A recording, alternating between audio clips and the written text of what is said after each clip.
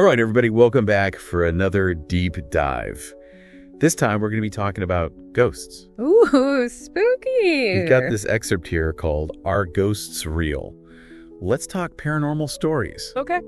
And, as always, we're going to be diving into this material, trying to figure out, what it's all about. We're going to present. What's the truth? Yeah, what's the truth of this? Yeah. But we're not going to tell you what to believe. Exactly. We're just going to give you the information. Yeah. And you can decide for yourself. We're just here to lay it all out. That's right. But before we actually get into the stories, I think it's worth thinking about why we're even interested in these stories at all. I think that's a great point. Like, what is it about ghosts and ghost stories that, draws people in? Well, ghost stories, I think, are one of the most universal forms of storytelling. Yeah. Like, they're found in pretty much every culture and in every time period.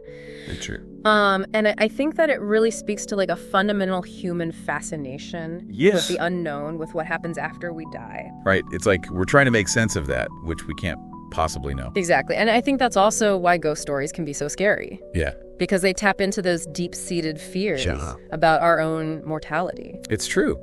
So, it's not just like a fun, spooky story. There's something deeper going on there. Right.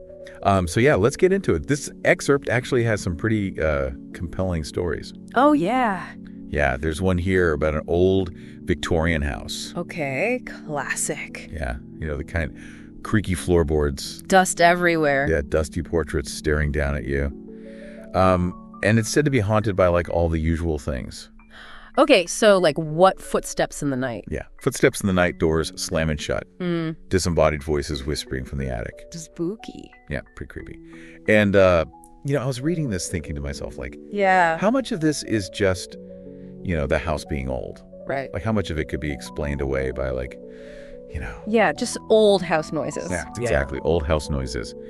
And then I thought about it some more, and I was like, well, during the Victorian era, right, there was like a huge fascination with spiritualism. Oh, yeah, that's right. Right, contacting the dead and all that. So it's like maybe these old Victorian houses are actually more likely to be haunted. Yeah, interesting. Because, people were actively trying to reach out to spirits. Yeah, and like you said, there was so much death and mourning in those times. That's true, yeah. So it's like prime real estate for a ghost. You're right. It kind of creates that perfect environment for these stories to take hold. Exactly. And I think that's something that's important to remember about all these stories is the context. Yeah, for sure. In which they emerge. Okay, so let's say, we accept that maybe some of the noises in this house could just be, loose floorboards or whatever. Mm-hmm. What about, like, the voices? Right. Like, how do you explain disembodied voices? Well, I mean, there is something called auditory pareidolia, which is basically where our brains try to make sense of random sounds by interpreting them as something familiar, like voices. Right. So it's kind of like, I get that. like when you're in the shower and you think you hear someone calling your name. Yeah. But it's just the water. Right, or like the wind. Yeah, exactly. So it's like our brains are playing tricks on us. Right. Especially when we're in a place that we already perceive as being spooky. I can see that. Like our minds are already primed to hear those creepy noises. Okay, that's fair. There was another story in here about a haunted mirror. Ooh, a haunted mirror. Yeah, this one was pretty freaky. People would look into this mirror and see shadowy figures lurking in the reflection. Oh, gosh. And some people even said they felt like a cold chill. Oh. When they stood near it. I don't like that. Yeah, it's pretty creepy. And, haunted mirrors are another really common theme in these kinds of stories. Yeah.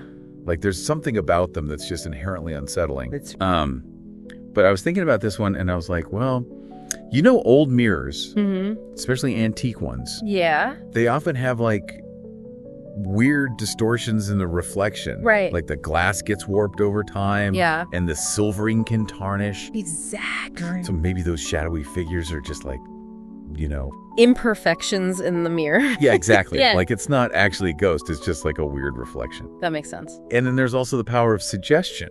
Right. If you believe a mirror is haunted, you're more likely to see things that aren't really there. Exactly. Our minds can be very powerful. Right. Okay, so we've talked about some specific stories, but I think it's also important to talk about the arguments against the existence of ghosts. Okay, yeah, let's hear it from the skeptics. Yeah, what do the skeptics say? Well, one of the biggest arguments is that there's just no scientific evidence for ghosts. Right, like no hard proof. Exactly, and I think that's a valid point. It is. I Another argument is that a lot of supposed paranormal experiences can actually be explained by natural phenomena or by psychological factors. Like the things we were just talking about. Exactly, like pareidolia, the power of suggestion. Yeah. Even sleep paralysis. All of these things can make people think they're seeing a ghost. You're right. When really there's a perfectly rational explanation. It's true. So, it seems like there's always a possible explanation. Right. Even if it's not as exciting as a ghost story. That's true. But, I think it's important to remember that. Just because we can explain something away doesn't mean that there's not still something mysterious. I agree. About it. I think there's always room for a little bit of mystery. Right. And, there's still so many things that we don't understand about the universe. Yeah, we don't have all the answers. Exactly. Yeah. So who's to say that ghosts aren't real? Right. I mean, it's possible.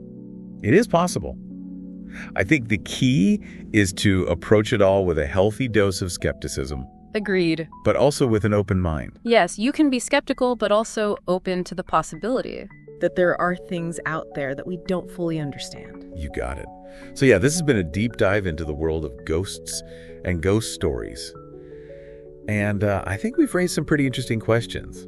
We have. But I think the biggest question of all is one that I'm going to leave with you, our listener. Okay. So imagine you had the opportunity to investigate a potential haunting. How would you approach it? Would you focus on gathering scientific data? Would you rely more on your intuition and gut feelings? Or maybe you do a little bit of both. That's the question. That's the question. So think about it. Keep an open mind. And who knows? Maybe you'll have your own encounter with the paranormal someday. And that's it for this deep dive. See you next time. See ya.